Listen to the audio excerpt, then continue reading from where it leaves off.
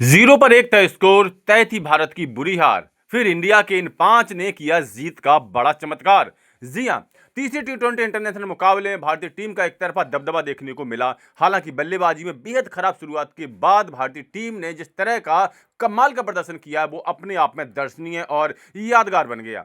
कुल मिलाकर के इस मुकाबले की बात करें तो भारतीय गेंदबाजों ने पहले न्यूजीलैंड के बल्लेबाजों को बिल्कुल भी खुल करके नहीं खेलने दिया। पहले तो भारतीय गेंदबाजों ने शानदार प्रदर्शन किया और न्यूजीलैंड के टॉप ऑर्डर को पूरी तरह से चरमरा के रख दिया। हालांकि मिडिल ऑर्डर में न्यूजीलैंड के बल्लेबाजों ने कुछ अच्छी साझेदारियां की, कुछ अच्छी पारियां खेली, जिसकी वजह से आखिरकार न्यूजीलैंड 20 ओवर में इस मुकाबले में 150 से ज्यादा रनों का स्कोर खड़ा करने में कामयाब रहा। इसके बाद जब भारत का पहला विकेट पहली ही गेंद पर संजू सैमसन के रूप में क्लीन बोल्ड हो गया, तो ऐसा लगा कि शायद यहां पर बल्लेबाजी करना कठिन है और भारतीय टीम इस मुकाबले में फंस सकती है और शायद मुकाबला गंवा भी सकती है। लेकिन यहीं से भारतीय बल्लेबाजों का रौद्र रूप देखने को मिला और जिस तरह से भारत के तीन बल्लेबाजों ईशान किशन, अभिषेक शर्मा और सूर्य कुमार यादव ने यहां बल्लेबाजी का नजारा पेश किया, उसने भारत के विश्व कप अभियान को एक बहुत ही सुखद संकेत दे दिया है कि इस बार का वर्ल्ड कप हम ही जीतने वाले हैं।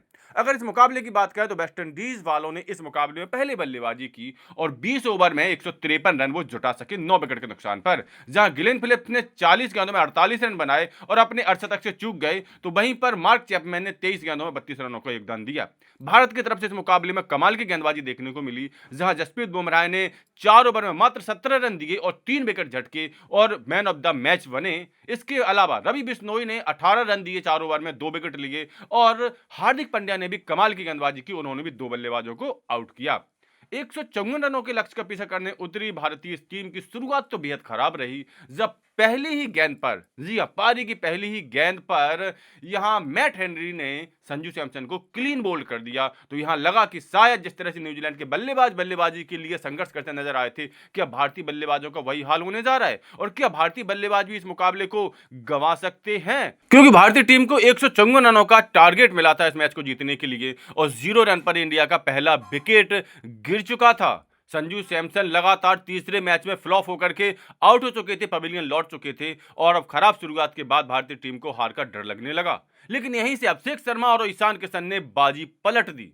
मात्र 19 गेंदों में ही दोनों धाकड़ बल्लेबाजों ने 53 रनों की तूफानी साझेदारी निभा दी। आपको पता ही होगा कि दोनों ही बल्लेबाज सनराइजर्स हैदराबाद के लिए आईपीएल खेलते हैं और ऐसे ही कातलाना बल्लेबाजी आईपीएल में करने के लिए प्रसिद्ध हो चुके हैं। हैदराबाद के इन खूंखारों ने यहां पर भी दबदबा बनाया, जहां ईशान किशन ने मात्र 13 गेंदों में 28 रन ठोक डाले, तो अभिषेक शर्मा ने और आगे बढ़कर के 14 गेंदों में ही 50 लगा डाली, जो इंडिया की तरफ से दूसरी फास्टेस्ट 50 है। इसके अलावा सूर्य कुमार यादव ने एक और ताबड़तोड़ पारी खेलते हुए बैक टू बैक अपना दूसरा 50 इस मुकाबले में जड़ दिया और अपनी जबरदस्त फॉर्म की वापसी का पूरा सबूत उन्होंने दे दिया।